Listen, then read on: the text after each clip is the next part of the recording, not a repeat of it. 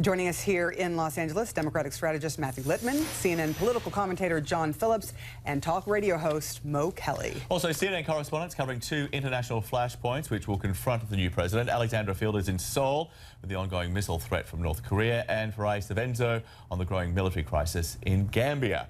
Okay, let's start with Matt, John, and Mo. The president-elect finished up his night at a celebration for his campaign donors, and clearly he's in a pretty upbeat mood. Listen to this.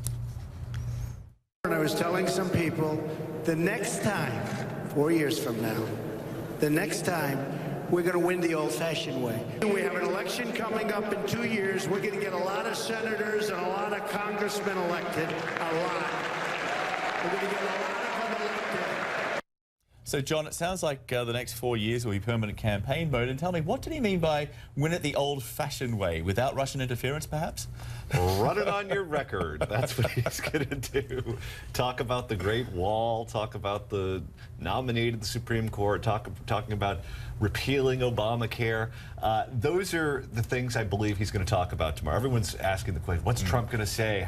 How's he going to behave tomorrow? Well, we know how Trump is going to behave. We know what he's going to say. He's not going to come out there and entertain us with riddles. He's going to touch on all the themes that he's touched on since his campaign began at Trump Tower in New York. And I think it's going to be short and sweet, and he's going to be on script. I have a feeling, Matt, that you're going to say the old-fashioned way is winning the popular vote. Yeah. No, I think that is what he meant. I think he'll try to be inclusive tomorrow, which he hasn't been, and I think he won't be inclusive on Saturday. I think he will try to keep it short, mostly because his attention span is very short. But I think, look, Donald Trump's popularity has dropped so much from when he was elected, and he lost by 3 million votes then. He right now has the lowest popularity rating of anybody who's ever been inaugurated as president. This was the honeymoon period. It's probable that the economy won't tank immediately, so his popularity should go up a little bit. But after that, in the next couple of years, given already what we're seeing about the budget cuts that they're planning, the minute they get into office, that popularity is going to go down. Okay, well, the centerpiece of the inauguration will be Trump's address to the nation. This is what his senior aide, Kellyanne Conway, told reporters about the speech. He's done with the speech. It's an elegant, beautiful, powerful speech. It's beautifully written and powerfully delivered. I know you said he wrote it himself, but who helped? I mean, there had to be... Well, Stephen Miller, who's our brilliant, big brain policy guru, wonderful speechwriter out in Montreal, who really understands Donald Trump's voice, but you will recognize much of it as coming right from Donald Trump. So, Mo, I'm guessing it won't be with malice toward none, with charity for all. But how important is this speech for Donald Trump? Oh, it's extremely important. It sets the tone for the rest of his administration. He is saying right now that he wants to unify the country. Well, that is incumbent upon him. It's what he says. It's the tone that he sets. And even though he may have a low approval rating in regard to this transition, there is an opportunity for him to improve upon that.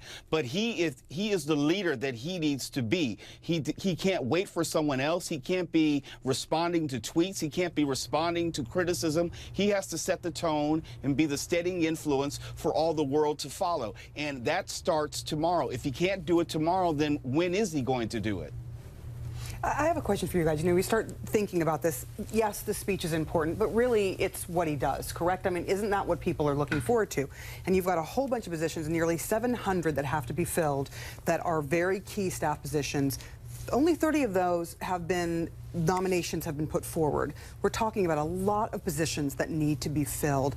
What are your reactions to the fact that there's so many unfilled, and then there are people protesting some of the people he's already nominated, which seems a bit unusual? I would say that getting it right is better than getting it done fast. He has his top advisors there. He has, of course, General Mattis, who's going to be a leading voice within the administration. Mike Pence has been very involved in picking these cabinet secretaries. So as long as he doesn't put people up that are not up to the job and go out and embarrass themselves, I think if he takes his time with it, it'll be fine. The public doesn't care about that sort of thing. They just want to make sure that the business of the government gets done, and that will happen. Well, I think it's already been very strange, because when you're watching these potential cabinet appointments appearing before the Senate, they seem incredibly unprepared. It's really a very strange thing. First of all, they don't seem to know Donald Trump's position's the person that they're working for. Second of all, they don't even seem to know what's going on in the cabinet departments that they're going to be running. I mean, You know, Rick Perry today, Department of Energy, came out that he didn't know that they had oversight over nuclear weapons. The potential education secretary seems to not know a lot about the Department of Education. I mean, it's been a little bit disconcerting. So I think the problem is that he has picked some people and he's gotten it wrong. This cabinet that he's picked so far is not winning any popularity. But what's the metric, though? Which one won't get confirmed by the Senate? I think that because the Republicans have the majority in the Senate, these people will get confirmed. But I also think we're going to get off here a little bit, Right. Make a segue here. The Democrats have to fight back much harder. And so when we go to things like ambassadorships, the Democrats should fight back. They should not let one of these people pass until Donald Trump releases his tax returns. They should fight and start fighting now. Okay, well, talking about people, protesting and fighting back. We've had protests over the last couple of hours. There was protests in Washington, D.C. Hundreds of protesters were outside the National Press Club. There was a celebration inside. The protesters outside said it was essentially for the white nationalists, supremacists, the alt-right group. There was also these protests that we had in New York outside Trump Tower. That's where we saw Robert De Niro, who turned up, and he addressed the crowd. Listen to this. I wish you know who would leave this city. I don't care where he goes. I just never thought he'd go to Washington. He's a bad example of this country, this city, this city. We also had the man who probably gets under Donald Trump's skin the most at that protest, Alec Baldwin. Are you going to lay down? The one thing that they don't realize is that New Yorkers never lay down. You say whatever you want to about this city, and New Yorkers never lay down. Are you going to fight? Are we going to have 100 days of resistance? Fantastic. So, Mo, to you, is there any reason to believe that the new president will be able to ignore the protests, ignore the ridicule, because Alec Baldwin's not going away. He does that incredible impersonation of Donald Trump on Saturday Night Live. Donald Trump hates it. But is there any reason to believe that Trump will be able to ignore this and actually be what everyone wants him to be, which is presidential? I don't think he has any intentions of ignoring it. I think he takes delight in being able to respond, to have these tit-for-tat back and forth with SNL and Hamilton and all these things. He responds to all criticism, and we know that Alec Baldwin is not going to let up, and Donald Trump is not going to seem weak or meek in the face of criticism. So there's no real reason for him to change. But what will happen is he'll have a degree of resistance from Congress and the media and also the American people if he short shrifts his legislative agenda. It doesn't get the things done that he's promised in short order. Okay, well, we talked about the confirmation hearings. They are ongoing on Capitol Hill. There have been some fireworks there, but there was also a lighter moment, I should say, between the Democratic Senator Al Franken and Rick Perry, who's tapped to lead the Energy Department.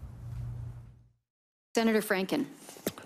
Governor, thank you so much for coming into my office. Did you enjoy meeting me? I hope you were as much fun on that dais as you were on your couch. Well... May I rephrase that, sir? Please. It was about the only light moment on Capitol Hill, because the reality is that Donald Trump will actually head into office without most of his cabinet. Many haven't been properly vetted, and there are thousands of lower-level positions, especially in national security, which have not been filled. And then there's this. In the coming hours, Trump will inherit a crisis in Africa and a growing threat from North Korea. We have Alexander Field, who is covering the threat from North Korea to fire 2 intercontinental ballistic missiles. But first, let's start with CNN's Farai Savenzo, who is live in Nairobi with the very latest on the crisis in Gambia. The question to you, I guess, at this hour is, has Yahya Jammeh, the president who lost the election and at first said he would concede, then changed his mind, has he made any new moves that indicate he's going to leave peacefully? Sarah, there's been no news from Yahya Jammeh's State House. He hasn't released any statements. But we know in the events of the last 24 hours that his opposite man, Adama Barrow, was sworn in the Gambian embassy in Senegal's Dakar, capital of that country. And we also know that the United Nations has agreed that Senegalese forces can go in and restore order there. The UN Security Council passed that yesterday. So we are expecting Yahya Jammeh to abide by a new ECOWAS deadline, which is 5 hours from now. At 12 o'clock, in Banjul. They want him to have left State House. At the moment, that crisis that Mr. Trump will face seems to have been diffused by the regional powers, and indeed, the people of the Gambia have been very jubilant. Overnight celebrations, and of course, his soldiers, his ministers have all left him. It's going to be a very short day for Mr. Jammeh. I suspect he's going to leave, Sarah. Okay, Farai there in Nairobi. Thank you to Alexandra Field now in Seoul. So, Alexandra, do you know any more about the potential timing of this launch of ICBMs? There is some suspicion that it could coincide with the inauguration. Well, look, U.S. officials who have looked at the satellite data, two of them have told CNN they believe that North Korea is preparing for this test within the first few weeks of the Trump administration, but they had no clarity on how many missiles were being prepared or when precisely that test could happen. South Korean media is citing unnamed sources and saying that the missiles are being prepared with mobile launchers, which would indicate that the test could happen with little to no warning at all. We do know that back on New Year's Day, Kim Jong-un announced that he was getting ready to test an intercontinental ballistic missile. The decision about when to do it will be his and his alone. It will come down to readiness, and it will also be a political calculation. North Korea has recently hinted that they might be open to a different kind of relationship with the incoming Trump administration. Doing a test early on during the administration's term would certainly signal, though, Kim Jong-un's commitment to North Korea's nuclear program, something that he has been steadfast in saying that he is determined to defend and to maintain. If the past is any indication, we know that North Korea did do nuclear tests in the early part of Barack Obama's first term and soon after his second inauguration. So what is very clear right now, John, is we know that the incoming Trump team will have to prepare for the likelihood that North Korea could be one of the first challenges they face. All right, thank you to Alexander Field there, live for us in Seoul, and Farai Sorenzo, who was live in Nairobi. Let's go back now to Matt, John, and Mo. So John, every administration is tested within the first 100 days, the first 6 months, whatever. The concern here is that this administration is not ready. It may have the core group, you know, the Michael Flynn's and the Mattis and the, you know, General and maybe Rex Tillerson and all the rest of it, but the people below them have not been appointed. There are literally hundreds of lower level positions related to national security which are yet to be filled. Well, we can speculate how he'd respond to one of these crises, or we could wait until it happens. Something will pop up. Frequently, if you go back to the 2000 election with George W. Bush and Al Gore, that was an election that was all about domestic policy. Yeah. Then he puts his hand on the Bible. But they had the people in place to deal with it when the spy plane collided with the U.S. spy plane collided with a Japanese plane and landed on Hainan Island. There was an infrastructure in place for George W. Bush to deal with that. The concern that many people have voiced here is that there's not the support should something happen. Well, let me just jump in on that one for a sec. The problem is when we talk about those cabinet appointments and the people who don't have these jobs yet is that Donald Trump himself is uniquely uninformed and also uniquely lacking in curiosity about what's going on in the world, which puts additional pressure on these cabinet secretaries and the people who work for them, and those positions aren't being filled. So that's the problem. It's that Trump is uninformed, more pressure on the cabinet, less people in the administration as we start out. I absolutely believe that North Korea is going to be a big test for this administration immediately. His top leadership team is in place, and they will be confirmed by the United States Senate. They have a great reputation. General Mattis in particular. Michael Flynn has a terrible reputation. You can't tell me Michael Flynn has a good reputation. He had a great reputation until Trump nominated him, and then everyone he was actually fired from his job. Part of the reason is because he sent out a tweet saying that Hillary and the Democrats were running a child molestation ring out of a pizza place in Washington, D.C. Is that, do you think he has a good reputation? Unlike President Obama and Secretary Ash Carter, Trump will be more likely to listen to General Mattis. What we saw this last week with the pardon of Chelsea Manning, where the Defense Department came out against it, and President Obama said, you know, we're going to go ahead and do this without listening or following the advice of the Defense Department. I don't think Trump will do that. Two important things. One, we have a civilian head of the military for a reason. Two, that's not Michael Flynn you're talking about. Those are some other people. The advice was ignored.